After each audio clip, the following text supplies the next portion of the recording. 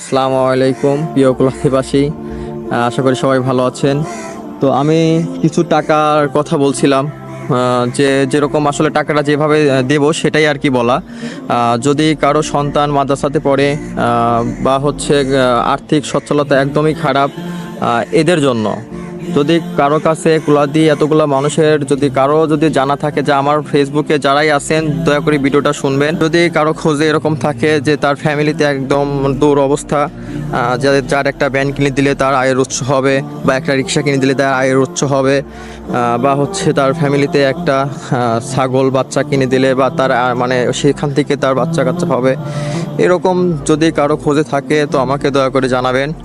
আর যদি তার ফ্যামিলির বাবা না থাকে, মা না থাকে, এদের জন্য এই ভিডিও। যারা রিক্সা ভাড়ায় চালায় তাদেরকে একটা রিক্সা কিনে দিতে বা একটা ভ্যান কিনে দিতে, বা যদি কারো দোকান মুদিখানার দোকান, যে ছোটোখাটো টম দোকানের মতন, তো তাদের জন্য যে 10,000 টাকা আমি তার দিয়ে তাদের দোকানে কিছু মালামাল কিনে দেবো এরকম।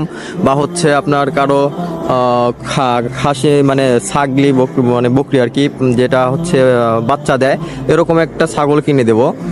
বা হচ্ছে হাঁস মুরগি কবুতর, এই ধরনের কিছু মানে সাংসারিক যেটা পুষে সে তার সাফল্য আসবে, বা এরকম কিছু তার সংসারে কিছু একটা হলেও তার উন্নত হবে।